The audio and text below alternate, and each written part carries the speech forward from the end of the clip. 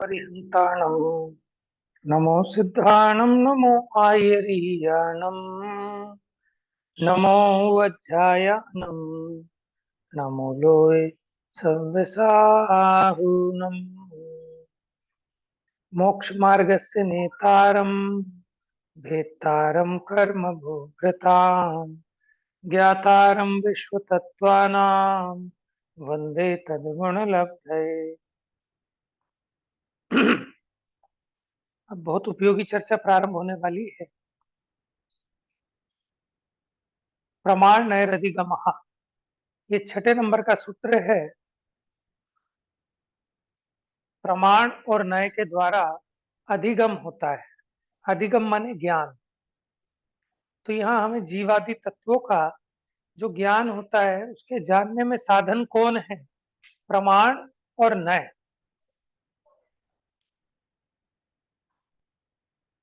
ये जैन दर्शन का बहुत महत्वपूर्ण सिद्धांत है।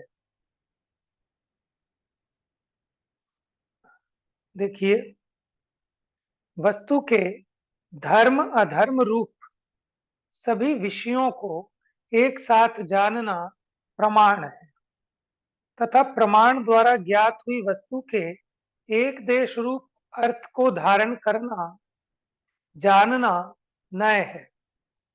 प्रमाण और नय इन दोनों द्वारा वस्तु के अर्थ, सम्यक दर्शन आदि या जीवादि पदार्थों को अधिगम यानी जानना होता है।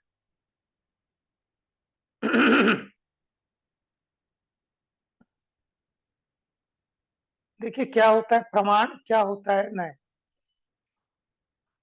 वस्तु अनंत धर्मात्मक है। वस्तु में अनेक धर्म पाए जाते हैं। वस्तु को उन अनंत धर्मों सहित अपने ज्ञान का विषय बनाना ये प्रमाण है। प्रमाण ज्ञान क्या करता है कि वस्तु को, पूरी अभेद वस्तु को उसके सर्व धर्मों सहित ग्रहण करना ये प्रमाण का कार्य है, और उनमें से वस्तु के किसी एक अंश को ग्रहण करना एक अंश को ग्रहण करना नय का कार्य है। ठीक है, प्रमाण सर्वांशग्राही होता है और नय अंशग्राही होता है। पूरे वृक्ष को जानने वाला ज्ञान प्रमाण है, और फिर ये फूल है, ये पत्ती है, ये टहनी है, ऐसा जानने वाला वो नय है। प्रमाण और नय ये ज्ञान में होते हैं, ठीक है, और किसी अपेक्षा वचनों में भी होते हैं। तो प्रमाण और नय के द्वारा इन जीवादि पदार्थों का अधिगम होता है, यानी ज्ञान होता है। नाम, स्थापना, द्रव्य और भाव, इन 4 निक्षेपों की विधि से स्वीकार किए गए जीवादि पदार्थों के यथार्थ स्वरूप का ज्ञान प्रत्यक्ष और परोक्ष प्रमाण से। देखो, प्रमाण 2 तरह के, प्रत्यक्ष और परोक्ष। पांचों ही सम्यक ज्ञान प्रमाण है। मति, श्रुत, अवधि, मना, पर्य, केवलानी ज्ञानम। और एक सूत्र है सम्यक ज्ञानम प्रमाणम। तो जो पांचों प्रकार के सम्यक ज्ञान हैं ये प्रमाण है। 2 भेद किए, प्रत्यक्ष और परोक्ष के। मति, श्रुत परोक्ष हैं, बाकी 3 प्रत्यक्ष हैं। तो यानी प्रमाण से होता है वस्तु का जानना, और द्रव्यार्थिक और पर्यायार्थिक नय से होता है। द्रव्यार्थिक क्या, कि जो वस्तु के द्रव्य अंश की मुख्यता से ग्रहण करे वो द्रव्यार्थिक नय, और जो वस्तु के पर्याय अंश की मुख्यता से ग्रहण करे वो नय। नय का मतलब होता है नयन, नजरिया, दृष्टिकोण। किसी भी वस्तु को जानने का जो आपके ज्ञान का एंगल है उसको कहते हैं नय। देखिए, एक ही वस्तु अच्छी भी होती है और बुरी भी होती है। हमें किसी समय वही वस्तु अच्छी लगती है और किसी समय बुरी लगती है। तो यानी वस्तु में जो एक साथ इतने धर्म हैं, हम जब उसके किसी एक पार्टिकुलर धर्म को मुख्य करके जानते हैं तो हमें उसको देखकर इष्टपना लगता है, और उसका कोई दूसरा पक्ष भी है, जब उसकी मुख्यता से जानते हैं तो हमें अनिष्टपना भी लगता है। जैसे देखिए, आप ज्वेलर्स की दुकान पर हार लेने के लिए चढ़े तो सबसे पहले वो आपको पूरा हार दिखाता है। आपने भी देखा कि हाँ, ये पूरा हार है, ये तो बहुत सुंदर है, आपने कहा ये तो 3 लड़का है, मुझे तो 4 लड़ी वाला चाहिए। ठीक है, अभी आप उसके आकार की अपेक्षा देख रहे हैं, ये नए हो गया। ठीक है, क्योंकि आप आकार की मुख्यता से देख रहे हैं। फिर आपने कहा इसके मोतियों में चमक कुछ कम है, थोड़ी और ज्यादा चमक वाला चाहिए। तो आपने उसके चमक वाले एंगल की मुख्यता से उस हार को देखा। फिर आपने कहा मोती का साइज छोटा है, इसका तो वजन बहुत कम है, इसकी तो कॉस्ट बहुत ज्यादा है। अब आप एक एक धर्म को मुख्य कर करके उस हार का निर्णय करते हैं, और फिर अंत में आप डिसाइड करते हैं क्या, कि भाई देखो ये इसकी क्वालिटी है कि इसकी चमक बहुत अच्छी है, इसका वेट बहुत कम है, लेकिन इसका जो कमी है वो ये है कि आप रेट इसके ज्यादा लगा रहे हैं। लेकिन अब उसमें निर्णय करता है कि ओवरऑल इसने डिसीजन लिया कि चलो ठीक है, अपने को फायदा रहेगा इसको लेने में, तो उसने अब ले लिया। अब लेने के बाद अब जब वो उस हार को पहनता है, तब ये विकल्प नहीं करता कि वजन में हल्का है, कॉस्ट में ज्यादा है, चमक कम है, समझ में है, लड़ छोटी है। अब ये सब विकल्प नहीं होते। तो वस्तु को ग्रहण करने की विधि यही होती है कि पहले वस्तु को प्रमाण के द्वारा ग्रहण किया जाता है, माने पूरी वस्तु को एक साथ। फिर उसका विशेष ज्ञान करने के लिए उसके एक एक अंश की मुख्यता से वस्तु को जाना जाता है, जिसको हम कहते हैं नय। अब एक एक अंश को जानकर हम वस्तु का पक्का निर्णय कर लेते हैं। ठीक है, और वस्तु के प्रति अपना समर्पण भाव, वस्तु को ग्रहण करने का भाव जब वो हो गया, अब उस वस्तु में हम कोई भेद मुख्य नहीं करते, अब अभेदपना रहता है। किसी भी चीज को आप देख लेना, जब तक उसका निर्णय नहीं हुआ तब तक आप उसके एक एक अंश को मुख्य करके जानेंगे, और जब निर्णय हो गया तो अब उन अंशों को मुख्य ना करके पूरी अभेद वस्तु को एक साथ ग्रहण करेंगे। समझ में आया? जैसे कोई रिश्ते के लिए लड़की देखने जाए तो वो कहता है साहब ये तो लंबी ज्यादा है, या ये तो इसकी हाइट कम है, ये तो थोड़ी मोटी है, ये तो पतली है, ये तो नौकरी करती है, ये नौकरी नहीं करती है, ये कम पढ़ी हुई है, ये अधिक पढ़ी लिखी है, इसका रंग ऐसा है, इसका रंग ऐसा है। ये हमने एक एक धर्म की मुख्यता से जाना। लेकिन जब संबंध हो गया, रिश्ता पक्का हो गया, घर में आ गई, तो अब ये विचार थोड़ी करते हैं कि मोटी है कि पतली है, लंबी है कि छोटी है। अब तो अभेद पने उस पूरी वस्तु को एक साथ अंगीकार करते हैं। तो वस्तु को उसके सर्वधर्मों सहित, ठीक है, बिना किसी अंश को मुख्य गौण किए पूरी वस्तु को समग्र धर्म सहित ग्रहण करना, ये कौन से ज्ञान का काम है? प्रमाण ज्ञान का। और वस्तु के किसी एक धर्म को मुख्य करके ग्रहण करना, ये नए ज्ञान का कार्य है। नए एकांत रूप होते हैं और प्रमाण अनेकांत रूप होता है। ठीक है, अभी और इसमें से चर्चा धीरे धीरे करेंगे। अच्छा, मैं एक प्रश्न पूछ लेता हूं। जैसे आपको भूख लगी थी और आपने देखा अरे ये तो केला है। ठीक है, एक तो इस तरह देखना, और एक इस तरह देखना कि ये कितना कच्चा केला है, ये बहुत कच्चा है। ठीक है, इसमें से नए ज्ञान कौन सा है, पहला कथन या दूसरा कथन? दूसरा कथन। दूसरा। क्योंकि वो किसी एक अंश दूसरा। की मुख्यता से वस्तु को ग्रहण कर रहा है। ठीक है, चलिए आगे बढ़ते हैं। चलो पढ़ो, कौन पढ़ेगा? मैं पढ़ूं भैया? हाँ जी, पढ़िए प्रमाण से। प्रमाण और न्याय से। प्रमाण दो प्रकार का है। यहाँ से हाँ जी। प्रमाण दो प्रकार का है, स्वार्थ और परार्थ। स्वार्थ प्रमाण ज्ञान रूप है और परार्थ प्रमाण वचन रूप। शुद्ध ज्ञान बिना अन्य चार ज्ञान तो मात्र स्वार्थ रूप ही हैं, परंतु शुद्ध ज्ञान, ज्ञान और वचन दोनों रूप होने से ये स्वार्थ परार्थ दोनों में है। इस शुद्ध ज्ञान के भेद नए हैं, इन दोनों से वस्तु की जानकारी होती है। अब देखिए, समझिए। प्रश्न। हाँ जी। ध्यान से समझिएगा थोड़ा सा कि प्रमाण दो प्रकार का, स्वार्थ माने अपने प्रयोजन के लिए, परार्थ माने जो दूसरे के प्रयोजन के लिए भी काम आ जाए। अब देखो, हमने जाना उससे दूसरे को बेनिफिट नहीं होता, लेकिन हम जब बोलते हैं वो दूसरे के लिए बेनिफिशियल होता है। समझ में आया ना? अब आप ये देखो, मति ज्ञान, अवधि ज्ञान, मनपर्य ज्ञान, केवल ज्ञान, ये जानने रूप तो हैं, इसलिए इनको कहा कि ये स्वार्थ प्रमाण है।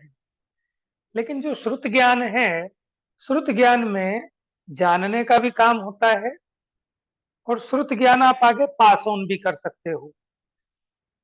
तभी लिए तो हम ये जिनवाणी को श्रुत ज्ञान भी कहते हैं। भगवान की दिव्य ध्वनि को भी है तो वो वाणी, लेकिन क्या कहते हैं उसको? श्रुत कहते हैं। ठीक है, द्रव्य श्रुत कहते हैं। तो श्रुत ज्ञान में दोनों गुण हैं। श्रुत ज्ञान जान भी सकता है, और ये जो जितना भी समझने समझाने का काम होता है वो मति ज्ञान, अवधि ज्ञान, मनप्रिय ज्ञान, केवल ज्ञान में नहीं होता, श्रुत ज्ञान में होता है। अच्छा, तो इसलिए जो श्रुत ज्ञान है उसको हमने दो प्रकार का बताया, ज्ञान रूप और वचन रूप। क्योंकि जब समझाने के काम आएगा तो वो वचन रूप, और स्वयं जानने के काम आएगा तो वो ज्ञान रूप। आपका एक प्रश्न हो सकता है कि जब इसका नाम ही श्रुत ज्ञान है तो फिर ये वचन रूप क्यों कहते हो इसको? ये ज्ञान रूप ही होना चाहिए। तो उपचार से हम उसको श्रुत ज्ञान कहते हैं। ठीक है, क्योंकि जैसा श्रुत के द्वारा जाना है ना, वैसा ही हमने आगे कहा, इस अपेक्षा उसको श्रुत ज्ञान कहने में आता है।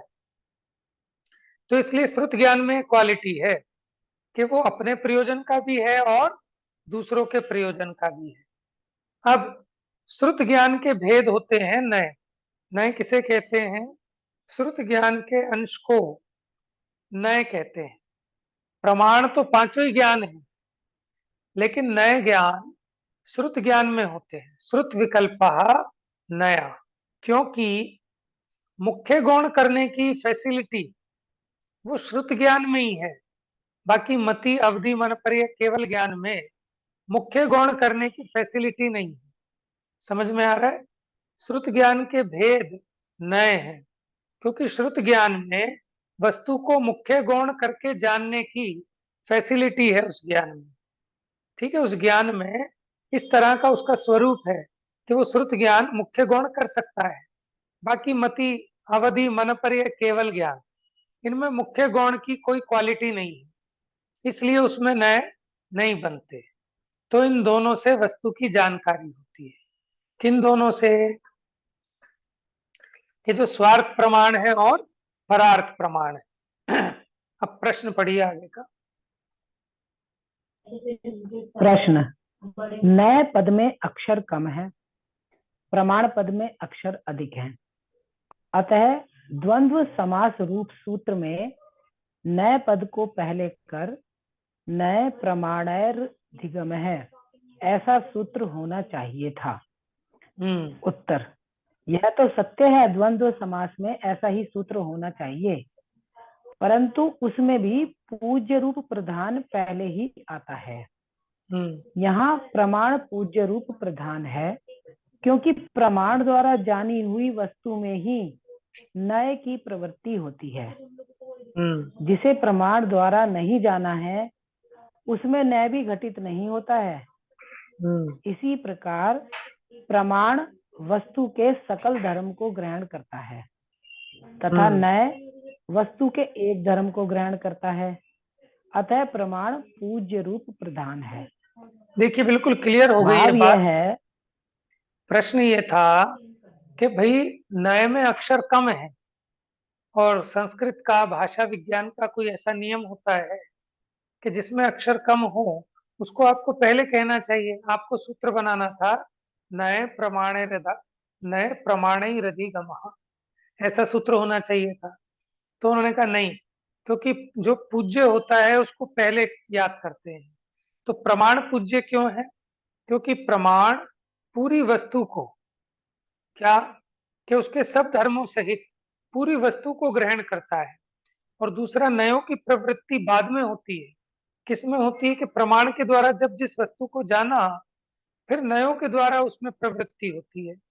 आप ये बताओ, आप ये कहते हो आधा लड्डू, आधा लड्डू, तो आधा लड्डू आपको कैसे पता चला ये आधा है? आपको पहले पूरे का ज्ञान क्योंकि हुआ। हमने पूरा देखा हुआ है। Very good.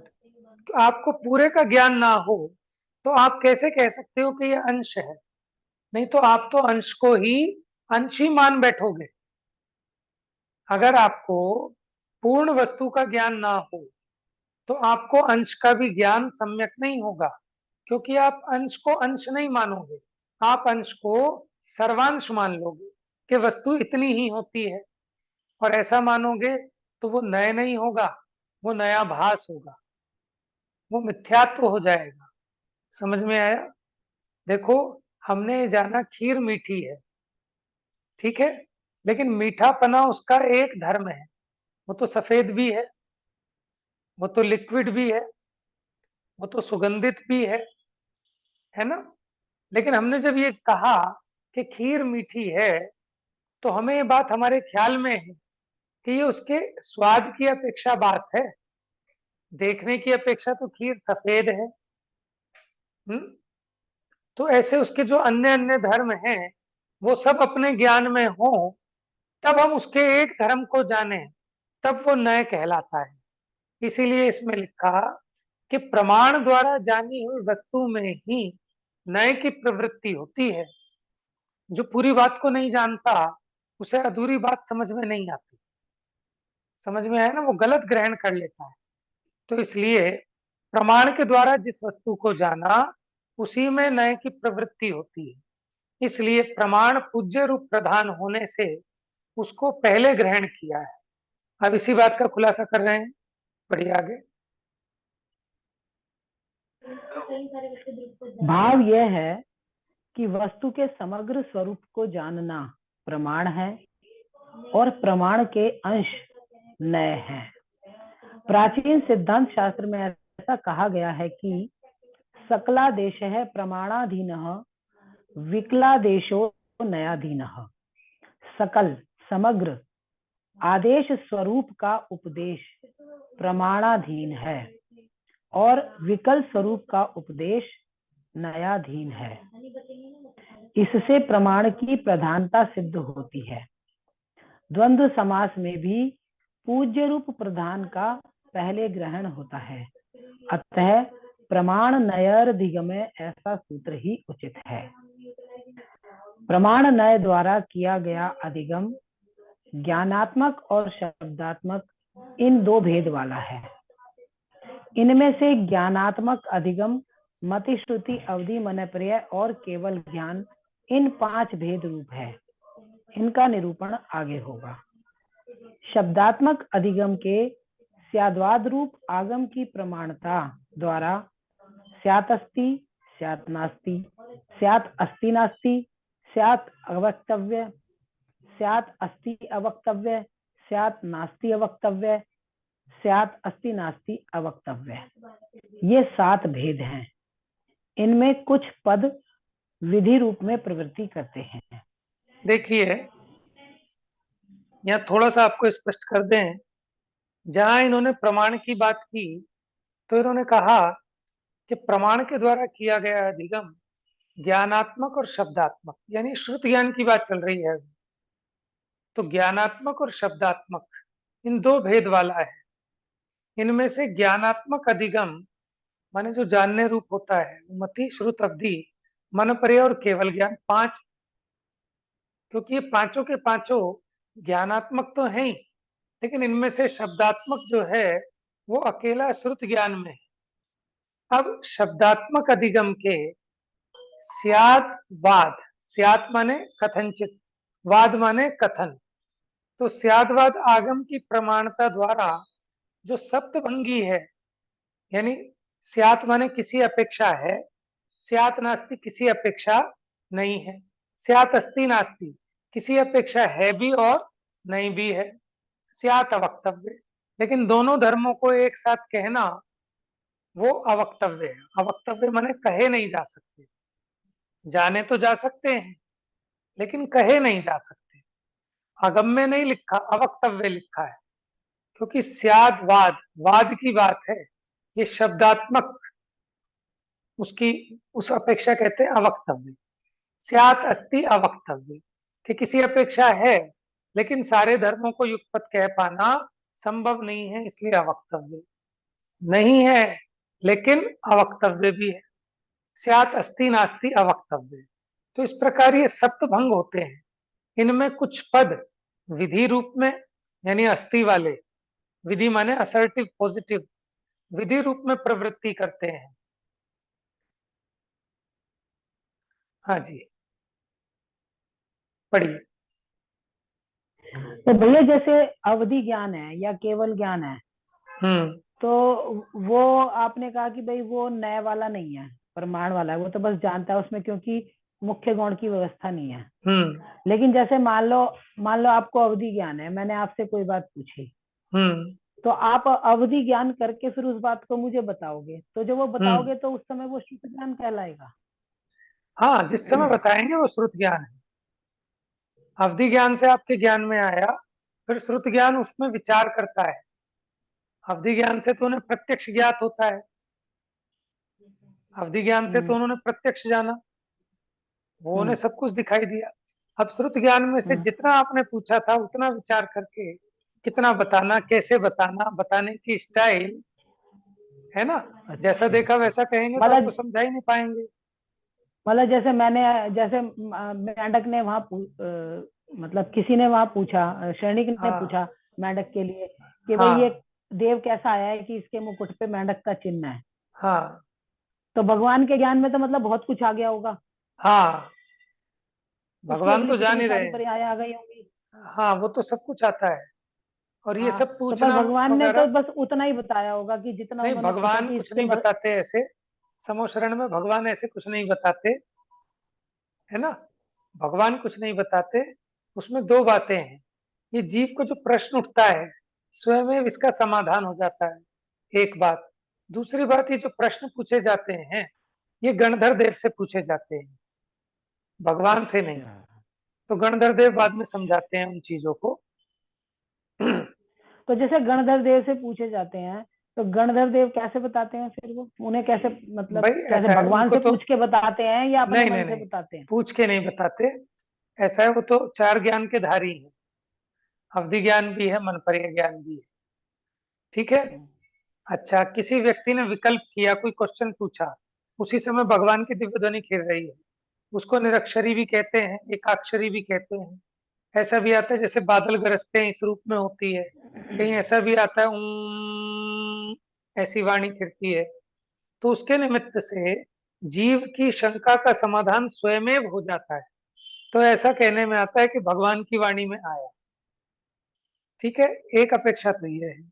दूसरी अपेक्षा ये है कि जब भगवान की वाणी खिर जाती है उसके बाद गणधर तो वहीं विराजते हैं, तो प्रश्न उत्तर करने वाले अपना गणधर आचार्य हैं वो, तो उनसे प्रश्न उत्तर करते हैं, समझते हैं, ठीक है ना। और वो तो चार ज्ञान के धारी हैं, वो तो तुरंत अवधि ज्ञान से जानकर भी बता लेते हैं, मन प्रिय ज्ञान से भी जान लेते हैं कि इसके मन में क्या है, तो वो बताते हैं।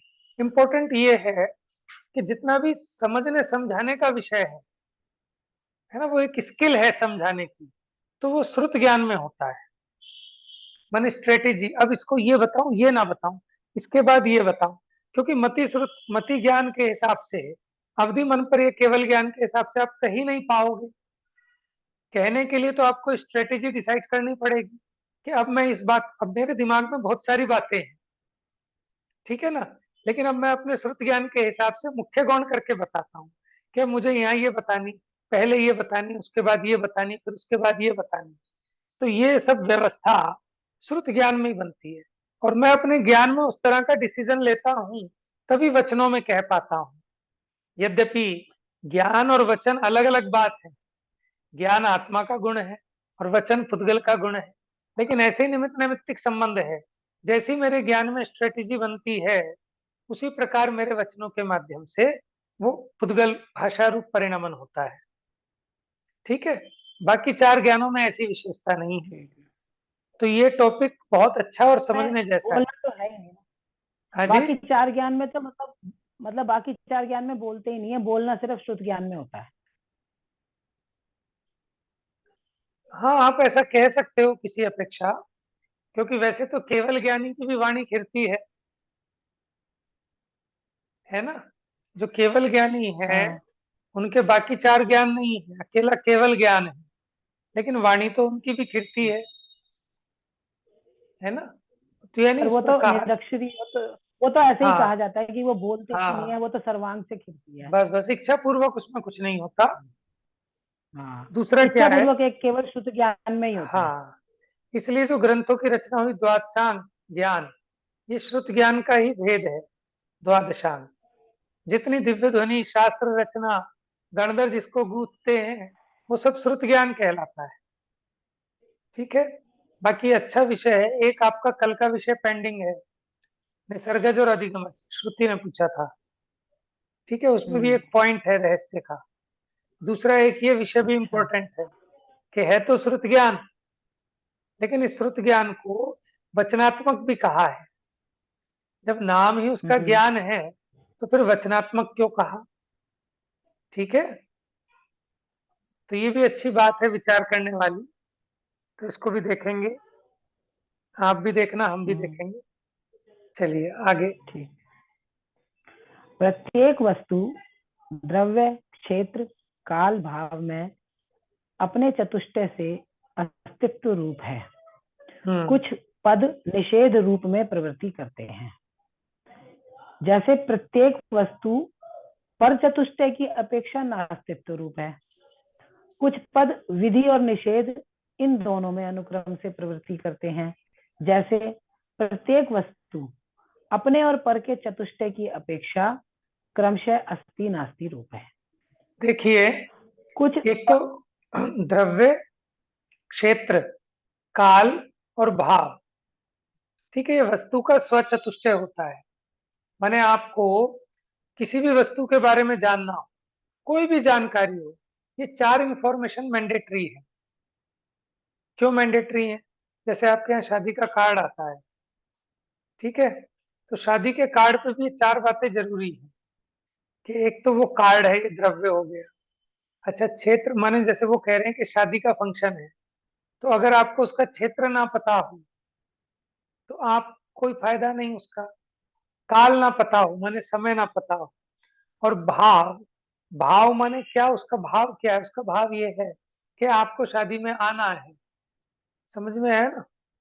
तो कोई भी इंफॉर्मेशन है, जब तक ये चार चीज ना जाने, माने अगर आपने आत्मा को जानना है, तो आत्मा कोई वस्तु है कि ऐਵੇਂ ही है।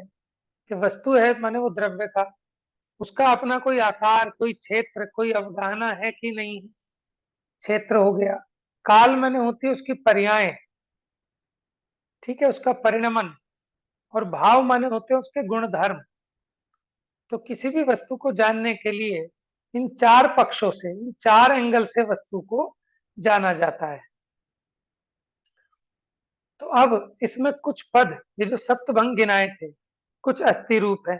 जैसे एक वस्तु अपने स्वद्रव्य, स्वक्षेत्र, स्वकाल, स्वभाव से तो अस्थि रूप है, यानी है।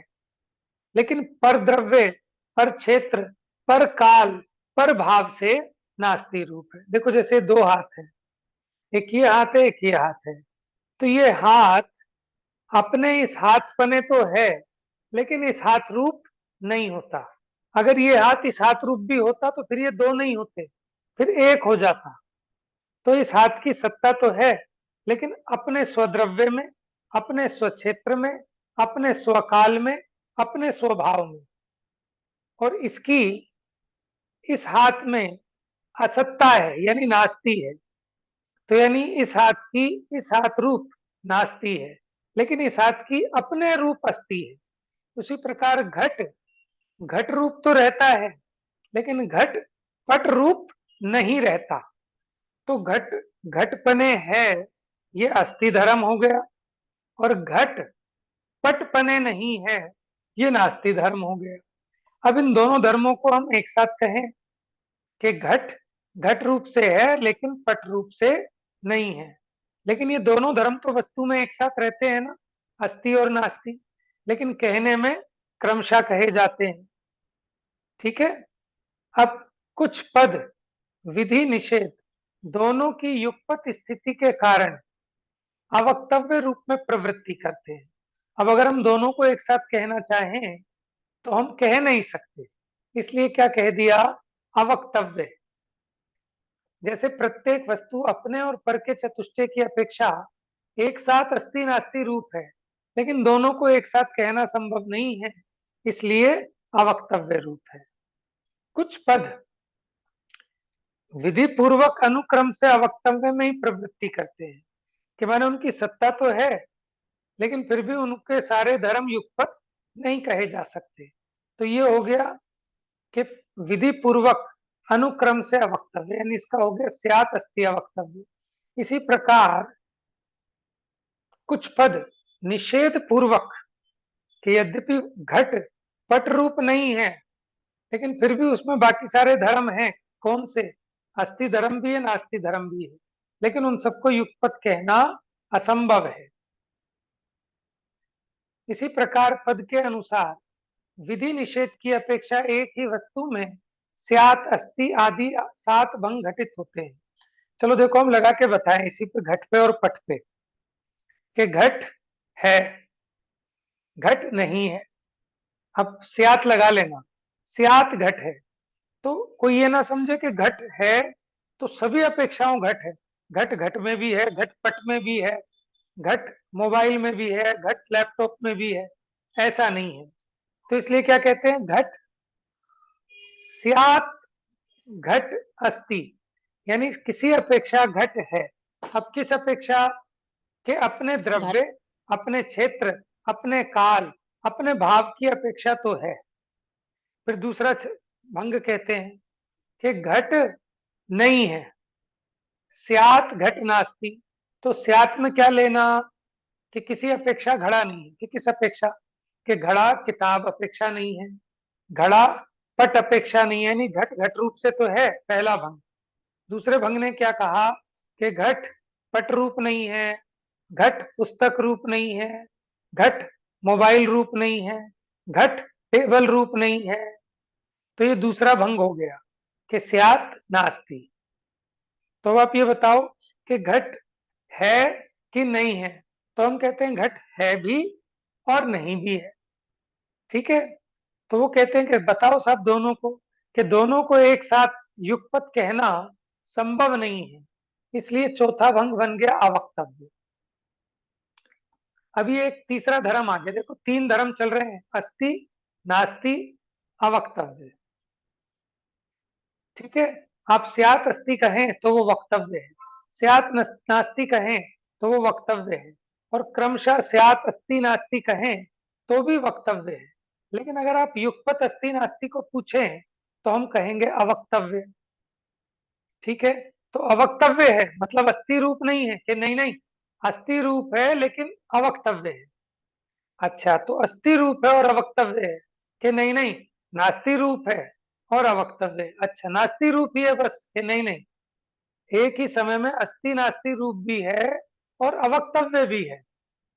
तो ये 7वें नंबर का भंग बनता है, स्यात् अस्ति नास्ति अवक्तव्य। तो ये तो हमने अस्ति नास्ति पे लगाए, ऐसे आप नित्य अनित्य पे भी लगा सकते हैं, एक अनेक पे भी लगा सकते हैं, आप अच्छे बुरे पे भी लगा सकते हैं। जैसा माने ये तो सप्त भंग हैं, कोई भी आप 2 विरोधी धर्म पकड़ो और उनमें सप्त भंग फिट होते हैं।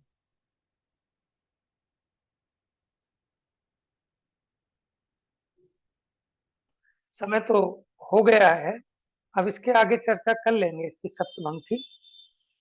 तो सामान्य ज्ञान तो लगभग होना ही चाहिए सबको सप्तभंग का, क्योंकि जो सप्तभंग का विषय है ये बहुत गहन और गहरा विषय है।